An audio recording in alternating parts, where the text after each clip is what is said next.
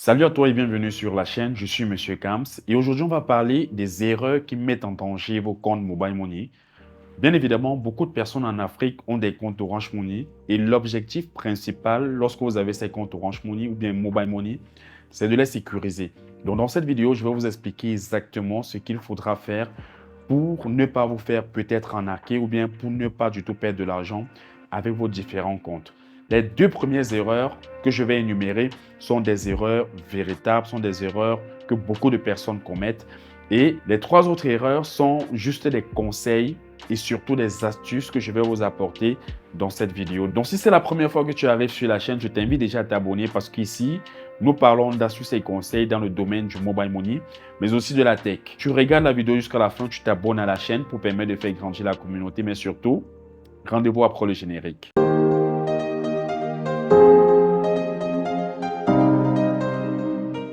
Alors, la première erreur que je vois beaucoup de personnes, vraiment quand je dis beaucoup de personnes, c'est la majeure personne des personnes commettent, c'est tout simplement de mettre des codes secrets très faciles. Alors, bien évidemment, lorsque vous avez un compte Orange Money, vous avez besoin certainement d'avoir le code secret qui est de 4 chiffres ou alors un compte Mobile Money.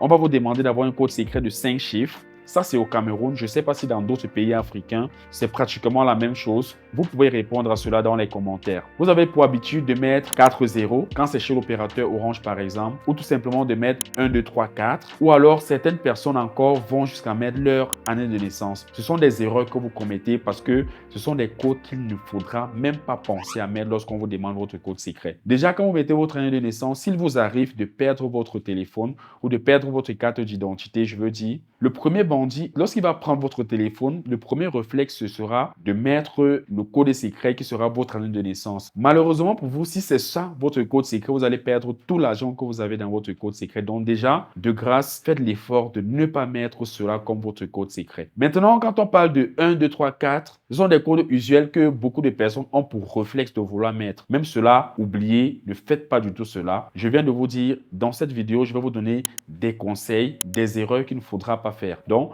première erreur, ce sont des codes que vous mettez de manière habituelle. Vous oubliez, vous arrêtez de faire cela. La deuxième erreur, qui est aussi quelque chose de très régulier, c'est de donner votre téléphone pour qu'on puisse vous aider à faire des transactions. Désormais, chez les différents opérateurs, Orange ou MTN, ils ont pour habitude beaucoup plus de laisser la responsabilité au client de pouvoir faire sa propre transaction. C'est-à-dire, c'est le client qui est responsable de son retrait d'argent. Auparavant, ce n'était pas le cas et il y avait beaucoup de problèmes parce que on disait par exemple que ce sont des points de vente qui sont en train de commettre un certain nombre de gaffes avec les clients.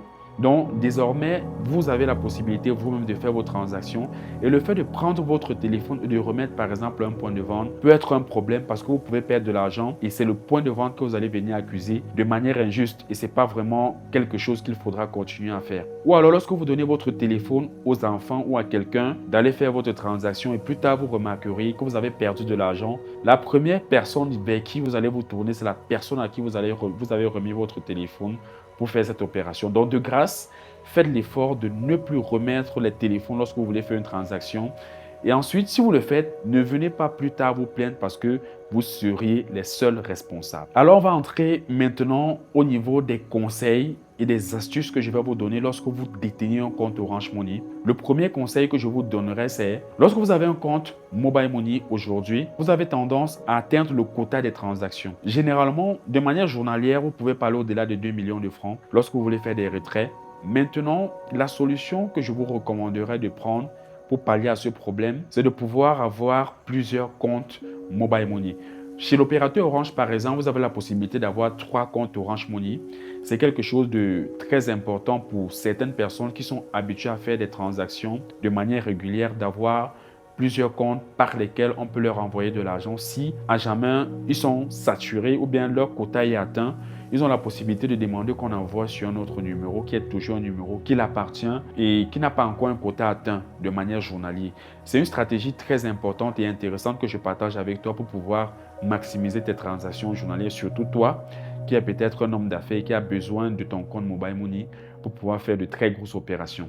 J'ai fait une vidéo récemment pour montrer à quel point aujourd'hui le Mobile Money est plus important qu'une banque, déjà à cause de sa flexibilité. Si vous n'avez pas regardé cette vidéo, je vous invite déjà à rentrer sur ma chaîne et regarder cette vidéo. Elle est très importante et elle vous explique beaucoup de choses. L'autre astuce, c'est que à partir de votre compte Mobile Money aujourd'hui, les arnaqueurs ont tendance à passer par un certain nombre de choses pour pouvoir vous toucher. Je parle généralement, il y a des campagnes chez les opérateurs de téléphonie mobile qui sont lancées de manière régulière, comme par exemple actuellement, nous avons la campagne d'identification et ces différents arnaqueurs vont passer par ces campagnes-là pour pouvoir vous appeler ou bien pour vous envoyer de mauvais messages, vous incitant comme ça à faire des manipulations sur vos différents comptes et c'est par là que vous allez perdre de l'argent. Donc faites très attention lorsque vous recevez un certain nombre de messages. Je vous conseillerais tout simplement de contacter le service client des différents opérateurs pour pouvoir avoir la bonne information au lieu de vous précipiter dans les manipulations et ensuite avoir un compte bloqué ou bien vous faire arnaquer. Il faudra bien écouter ce que je suis en train de vous dire dans cette vidéo. La dernière astuce que je vais te donner, c'est la cinquième et c'est quelque chose de très important parce que beaucoup de personnes sont empilées dans les agences aujourd'hui chez les différents opérateurs et ils passent généralement pratiquement une demi-journée pour un service qu'ils peuvent eux-mêmes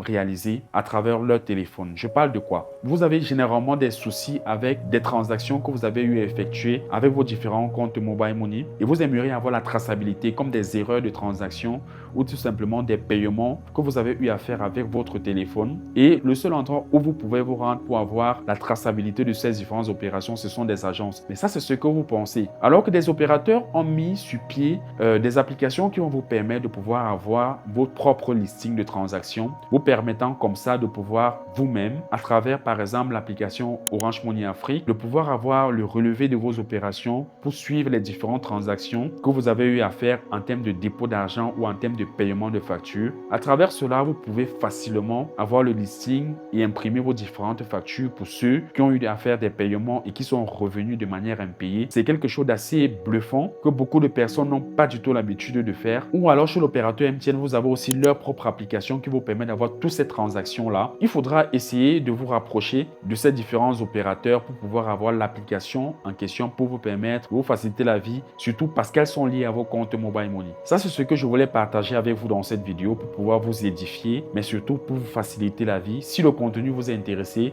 vous vous abonnez à la chaîne, vous partagez la vidéo pour permettre à beaucoup de personnes d'être informées en ce qui concerne tous ces différents mécanismes. C'était M. Kams. Rendez-vous à une prochaine vidéo. Peace out.